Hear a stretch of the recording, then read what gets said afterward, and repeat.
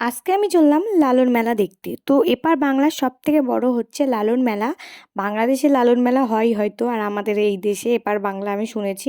ছোটোবেলায় ২-১ বার গেছিলাম, বাট তারপরে আর যাওয়া হয়ে ওঠেনি। তো এর আগের বছর গেছিলাম, তো এর আগের বছর যখন গেছিলাম দিদির সাথে, তখন গিয়ে আমি জাস্ট একটা লালন মেলার প্রতি একটা প্রেমে পড়ে গেছিলাম। তো তাই মনে হলো এবারও যাওয়া যাক লালন মেলা, যেহেতু এপার বাংলার সবথেকে বড় মেলা। তো না যাওয়ার কোনো কারণই নেই। তো দেখো আমি একদম শেষ মাথা দাঁড়িয়ে আছি, আর এই মাঠটা যথেষ্ট পরিমাণে বড় ছিল। তো এ পাশে একটা অনুষ্ঠান হয়, ওই পাশে একটা অনুষ্ঠান হয়। আর এই দেখো কত দূর দূরান্ত থেকে সাধুরা এসছে। তো সব কিছু দেখার পরে আমার না মথুরা কেক খেতে এলো। ফার্স্ট টাইম ট্রাই করবো মথুরা কেক কেমন খেতে হয়।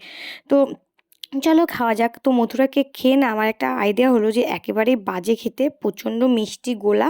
যেহেতু আমি মিষ্টি পছন্দ করি না, তো তার জন্য আমার কাছে বাজেই লেগেছে। আর যারা মিষ্টি ভালোবাসো তাদের জন্য হয়তো অনেক ভালো লাগবে। তো দেখো এখানে এইটাই হচ্ছে বিশেষ আকর্ষণ আমাদের লালন মেলায়।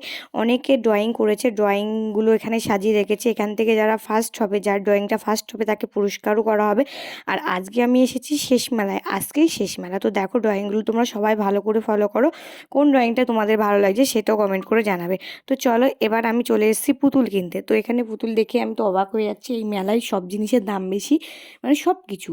তো দেখো এখানে বড় নাগরদোলায় তো এখন মনে হয় না আর কেউ ওঠে। তবুও মেলায় নাগরদোলা না থাকলে না দেখতে যেন একটা কেমন লাগে, ফাঁকা ফাঁকা লাগে। তো দেখো আমরা পুরো মেলাটা ঘুরে ঘুরিয়ে দেখাচ্ছি তোমাদেরকে। আমারও খুব ভালো লাগলো, আর অনেক অনেক ঘোরা হয়ে গেছে, আর ভালো লাগছে না হাঁটতে। তো ফাইনালি চলে আসলাম খেতে। এখান থেকে এগরোল অর্ডার করেছি, এগরোলেরও দাম বেশি।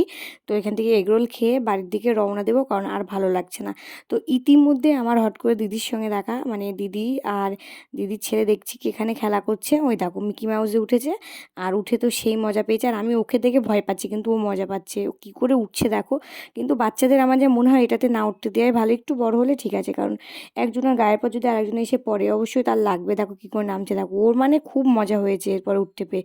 মনের মতো করে নামছে, মনের মতো করে উঠছে। আমার কিন্তু ভয় লাগছিল ভীষণ, কিন্তু ও একটুও ভয় পায়নি। ও জাস্ট মজা অনুভব করছিল। ওকে দেখে আমারও ভালো লাগছিল, বাট ভয়টা বেশি লাগছিল। যদি মানে পড়ে যাবে না ঠিক আছে, বাট উপর থেকে যদি ওর গায়ের পরে কেউ পড়ে সেটার জন্য ভয় লাগছে, কারণ ওর থেকে বয়সে তো অনেকেই ছিল ওখানে বড়। তো ওকে দেখে আমার ভীষণ ভয় করছিলাম, বারবার বলছিলাম নামিয়ে নিয়ে আয়, নামিয়ে নিয়ে আয়, কারণ যথেষ্ট হয়ে গেছে, আর ভালো লাগছে না। তো এবার ও এখান থেকে জোর করে নামাবো, নামতে চাচ্ছিল না, জোর করে নামিয়ে নিয়ে এবার বাড়ির দিকে রওনা দিতে হবে, কারণ অনেকটা রাত হয়ে গেল। বাড়ির জন্য জিলিপি নেব, আরও চপ নিতে হবে, আর আমরা দই ফুচকা খাবো, খেয়ে বাড়ির দিকে চলে যাবো। আবার টোটোয় করে, নাহলে টোটোও পাবো না, কারণ ওই আমাদের একটু ভেতরে যেতে হবে, বেশি না 10 মিনিট লাগবে, তবুও টোটোয় যেতে হবে। তো চলো আবার তোকে জোর করে নামিয়ে নিয়ে আমরা বাড়ির দিকে চলে যাই। তো চলো টাটা, গুড নাইট, দেখা হচ্ছে নেক্সট কোনো ব্লগে।